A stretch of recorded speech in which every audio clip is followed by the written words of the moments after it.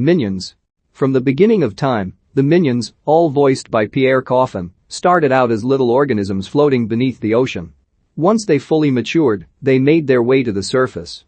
The narrator, Geoffrey, guides us through their brief history looking for a master to serve. They first encounter the T-Rex. The minions love following her until they accidentally cause a boulder to roll the T-Rex all the way to a lava pit. Their next boss was a caveman, but they got him eaten after giving him the world's first fly swatter to use on a bear. Over time, the minions end up crushing the pharaoh in Egypt under the pyramid they built for him. They accidentally burn Dracula in the sunlight, and they ruin Napoleon's plans for conquering. The minions run into an ice cave in Antarctica for sanctuary. There, they build their own civilization, but they get bored and restless without having a master. One day, a minion named Kevin decides to go out and find a new boss. He asks for volunteers, but no one is eager to help, except for a little minion named Bob. Reluctantly, Kevin accepts Bob's help, along with a third minion named Stuart. The three ride a boat across the ocean for days, to the point of starvation. Finally, they end up in New York City in 1968. The minions are amused by the culture of the era, particularly Stuart with the guitars he loves to play. Bob, however, already misses the rest of the tribe. His brothers comfort him, and they find shelter in an unoccupied room.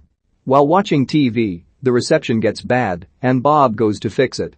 They get a secret channel for villains and criminals that advertises Villain Con, where the most notorious supervillains gather to find henchmen, like the currently popular villain Scarlet Overkill, Sandra Bullock, the world's first female supervillain.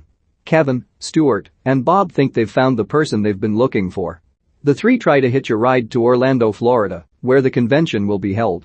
They're picked up by Walter and Madge Nelson, Michael Keaton and Allison Janney, along with their three kids.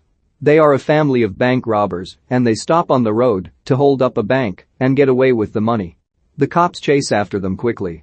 Walter and Madge fire paint at the cops, while Bob grabs a rocket launcher and causes a mess that gets the cops off the Nelsons' tail. Impressed by their work, they allow the minions to tag along, as they are also headed to Villain Con. The group makes it to Villain Con through a secret entrance. There, the minions depart from the Nelsons and go looking for a new master. They come across Professor Flux, Steve Coogan, who has many clones of himself from the future, until one of them accidentally kills the original Flux, causing all of them to disappear. The time then comes for the main event, with hundreds of crooks gathering for Scarlet Overkill's big entrance. She comes flying in with her rocket-powered dress and the crowd loves her. Scarlet offers up the chance for a lucky few to be her newest henchmen. She challenges them to steal a ruby out of her hand. The minions eagerly run ahead until Scarlet takes down a man twice her size. Bob's teddy bear Tim gets lost in the madness, so he and his brothers go hunting for it. They end up taking the ruby out of Scarlet's hand without her noticing. She announces that the minions will be her new henchmen, while the Nelsons watch them proudly. Scarlet brings the minions to her place in London.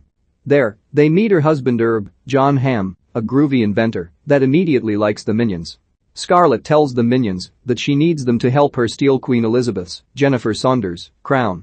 She settles them into their room and recites to them a bedtime story, which we see in stop-motion form with the minions as three little pigs and Scarlet as the big bad wolf. She really wants the crown as part of a childhood goal when she had little to her name and was always mocked. She threatens to destroy the minions if they fail her. Kevin and Stuart get scared by the story, but Bob is sleeping like a baby. Back in Antarctica, the rest of the tribe has gotten along with three Yetis as their bosses until they accidentally kill the main Yeti by crushing its head with a giant block of ice.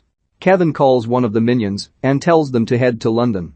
The tribe runs out of the cave as they're being chased by the other Yetis, and they make their way to London. Gives the minions some of his gadgets for the mission. He gives Bob a pair of mechanical arms, Kevin gets a lava lamp gun that shoots actual lava, and Stuart gets a hypnosis hat. They go into the Tower of London and encounter three guards. Stuart hypnotizes them into a big dance number, letting them pass into the crown room. The head guard in there, while blind, manages to hold off the minions long enough for the crown to be delivered to Elizabeth. The minions chase after Elizabeth's carriage, while the police chase them. Stuart gets in the carriage and is fought by Elizabeth. They run the carriage into a park, where Bob hits the sword in the stone. He pulls Excalibur out of the stone using his mechanical arms, and the police bow to him. Bob is crowned the new King of England. Scarlet sees this on the news and is furious. After giving a speech to the people of London, Bob enjoys his time in the palace until Scarlet confronts him and his brothers, calling them traitors. Bob abdicates the throne to Scarlet so she can be queen, but she locks the minions in the dungeon to be tortured by Herb. The torture devices fail to work on the minions since they have weird body shapes. Scarlet is preparing for her coronation while the minions escape the dungeon and head out to apologize to Scarlet. They come across a funeral and snatch a wreath with an apology note. They get to Westminster Abbey and end up running over a chandelier because Bob and Stuart are scared by a bee. The running causes the chandelier to unscrew from its base. Scarlet looks up and sees Kevin as the chandelier falls on her. She emerges with her rocket dress, enraged. She orders the other villains to execute the minions. They run into town and avoid the angry mob. Kevin evades them and runs into a pub where Elizabeth is drinking and arm wrestling. On the TV, Scarlet takes over a news broadcast to show Kevin that she's taken Bob and Stuart and she will kill them if he doesn't give himself up by dawn.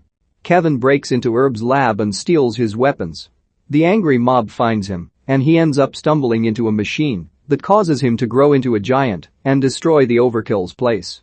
He stomps into town as Scarlet have placed Bob and Stuart on top of a huge pile of explosives and she even takes Tim away from Bob. She and Herb light it up, but Kevin snatches his brothers before they get blown up. The rest of the minions then arrive to watch the showdown. Scarlet fires a bunch of missiles at Kevin, but she keeps missing and he knocks her against several buildings. Scarlet comes back and fires her biggest missile at Kevin. He holds it back and looks at his brothers before putting the missile in his mouth. Scarlet grabs Herb to escape, but Kevin grabs onto the dress. With the missile still in his mouth, he lets it go so it can explode. Bob cries, thinking Kevin is dead, while the others mourn him as well, until Kevin comes sailing down using his overalls as a parachute, even managing to get Tim back for Bob. Kevin, Stuart, and Bob are seen as heroes by the people of London. Elizabeth is recrowned as queen. She presents the three with gifts as repayment for their services. Bob is given a tiny crown for Tim. Stuart is given a snow globe as a joke from Kevin and Elizabeth, but she gives him a guitar, which he plays awesomely onstage. Until he smashes it and takes the snow globe. Finally, Kevin is knighted. Suddenly, Elizabeth notices her crown is missing.